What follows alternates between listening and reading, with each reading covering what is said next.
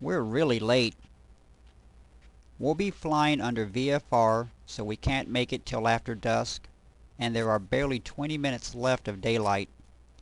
That's enough to arrive as long as we don't waste much time. There isn't any traffic now, and we've been authorized to take off, so please start up and taxi to runway 35.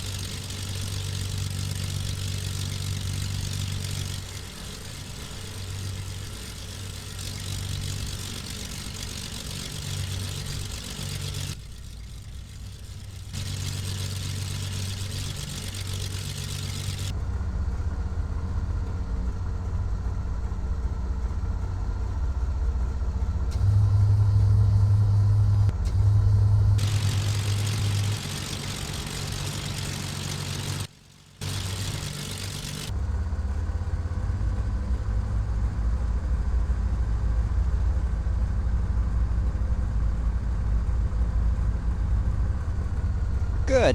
We're on our way. Push this bird on.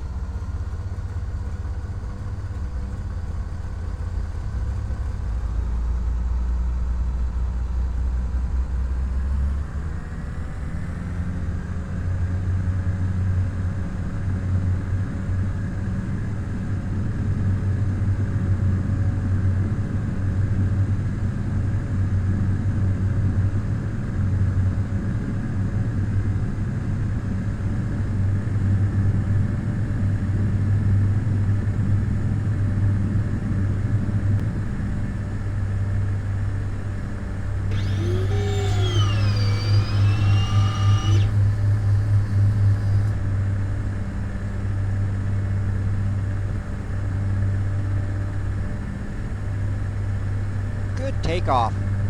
Head 260.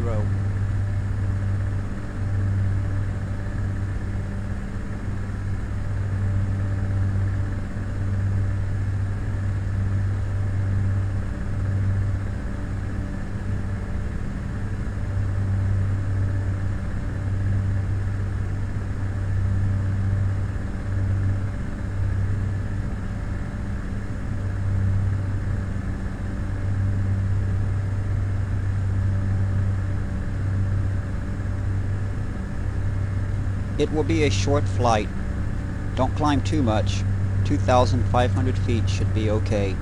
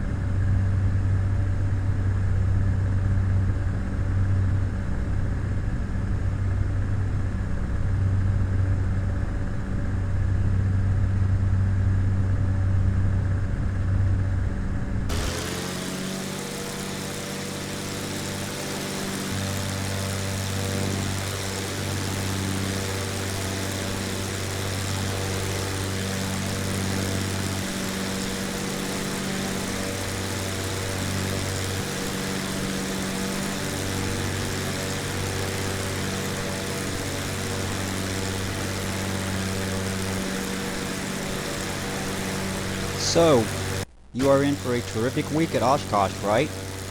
Okay then, Let me tell you a little about this meeting. I'll start with some history. Hey, we're just short if you don't need to burn the engine this way.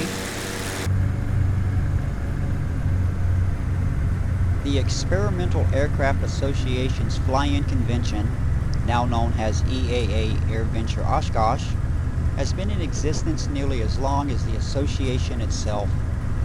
The first gathering was in September 1953 as a small part of the Milwaukee, Wisconsin Air Pageant. That original EAA fly-in at Wright Curtis Field was attended by a handful of airplanes, mostly home-built and modified aircraft. Fewer than 150 people registered as visitors. The larger Milwaukee Air Pageant has faded away, but the EAA gathering has become the world's premier aviation event.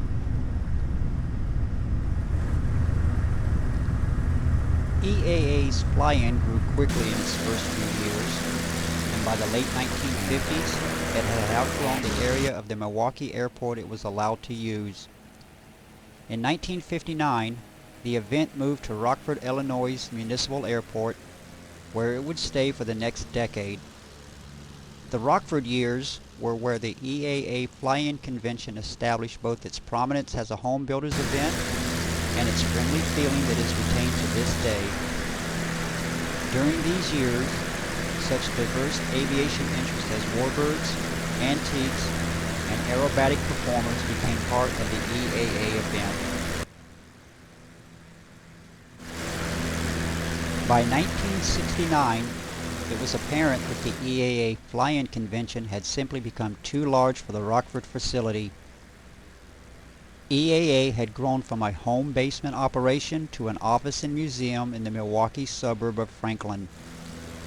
The annual convention mirrored that growth, attracting hundreds of show planes and tens of thousands of visitors.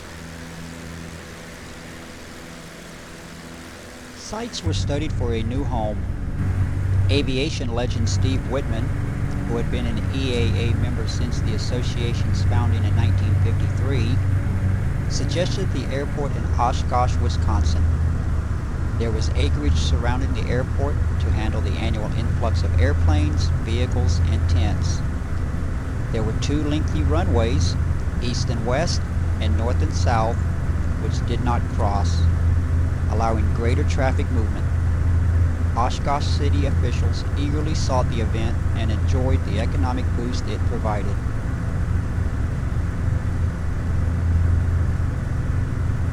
In late 1969, the EAA board approved the move to Oshkosh.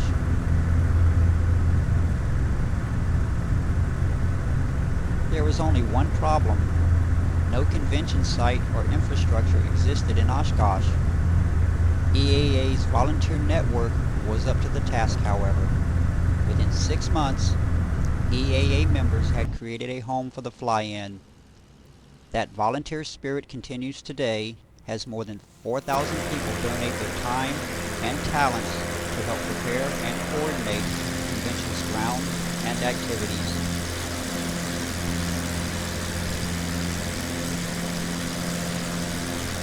Through the 1970s and 80s, the convention exploded into national prominence. Attendance jumped into 6 figures each year, and the event became one of sport aviation's top gatherings.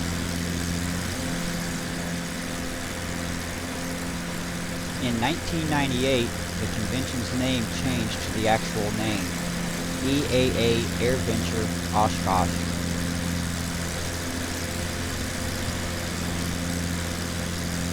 It now serves as one of the world's premier aviation events, attracting top government officials, corporate leaders, and hundreds of thousands of aviation enthusiasts. It spans the entire spectrum of aviation and attracts 10,000 airplanes each year. The more than 500,000 aviation enthusiasts who attend this event annually supply the local and state economies with more than a $110 million boost during the week-long event.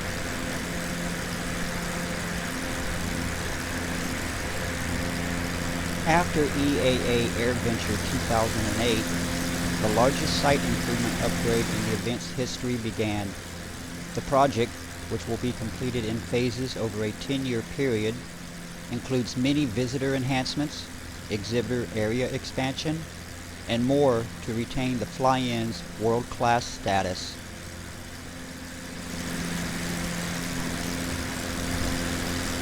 Today, the EAA Air Venture Oshkosh is an international gathering place for aviation enthusiasts.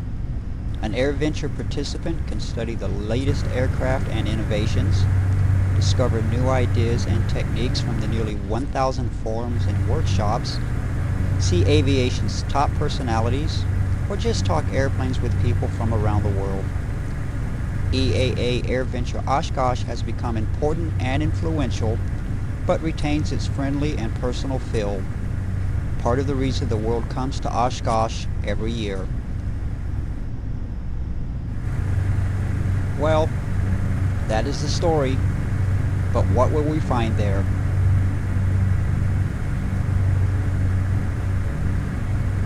First, if you want to enjoy a typical day at the convention, get your walking shoes on and dress casual. The gates open at 7 a.m., but get there early to see as much as you can each day. Longtime attendees will tell you that you need more than one day to really see it all.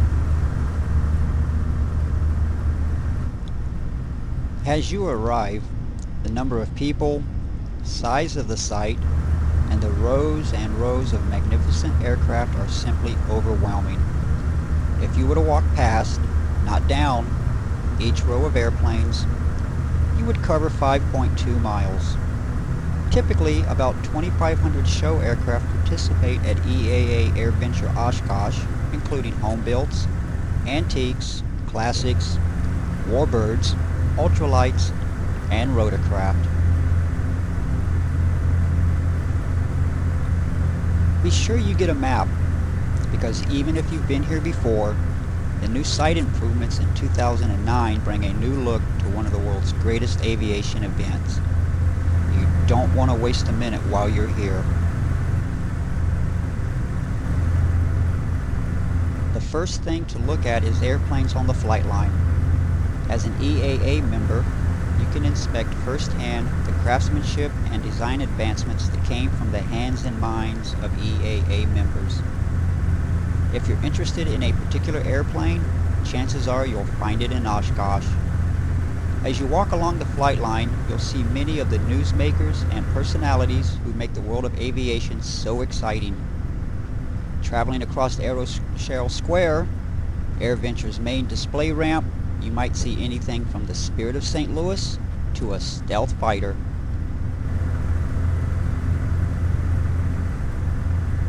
Don't miss Kid Venture. Since landing at Whitman Regional Airport, Kid Venture has attracted thousands of participants, young and old alike, with its hands-on, educational, and fun aviation-based demonstrations and presentations.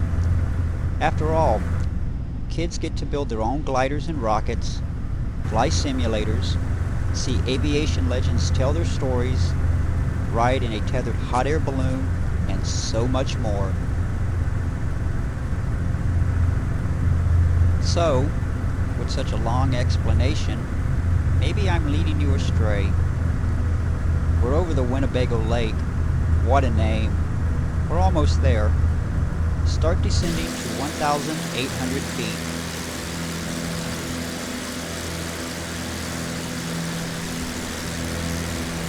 From the flight line, it's on to the forums area.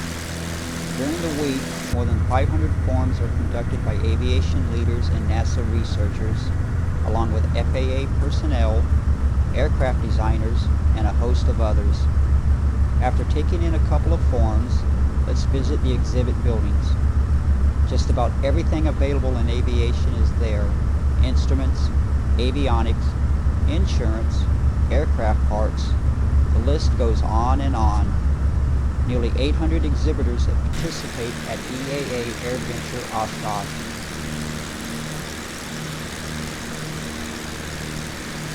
Want to learn how to fly? EAA's Learn to Fly Center can get you off on the right path. Flight path, that is. Staffed in association with the National Association of Flight Instructors, this is the place to discover how you can make your dream of flight a reality. You'll learn what you need to know and what the time and financial commitments will be. Then comes one of the most eagerly anticipated highlights of the EAA Air Venture Oshkosh, the afternoon air show.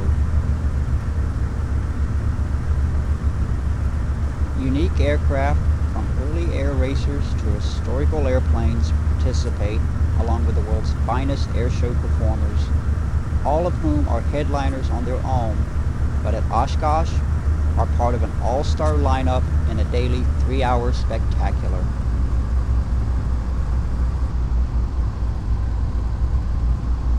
The sun is setting, but the action is just beginning. There are evening programs on the grounds too, from the nightly theater in the woods attractions to aviation films at the outdoor fly-in theater and other special events. Thousands of people make these attractions a wonderful way to conclude a full day at Oshkosh. EAA Air Venture is a 24-hour event. Sunrise will bring another great day along the flight line at Oshkosh, the world's greatest aviation celebration. So, wishing you were there already?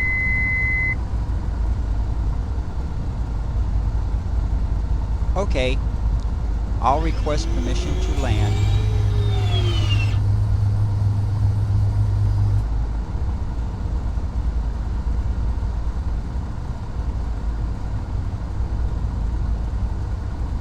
We've been authorized to land on runway 27. This is the one we'll have in due course. Normally they should have given us 18, but the sun is setting and we cannot waste more time. Don't know. I think the controller is not happy. We're really in the nick of time.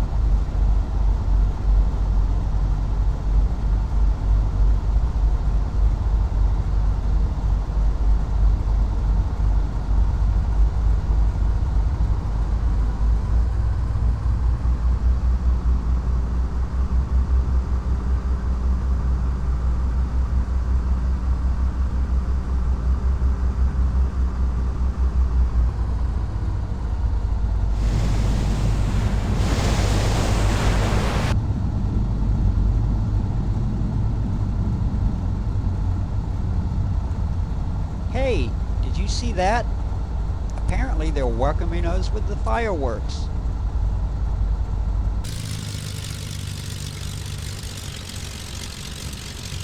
Good landing. Now we'll take a rest.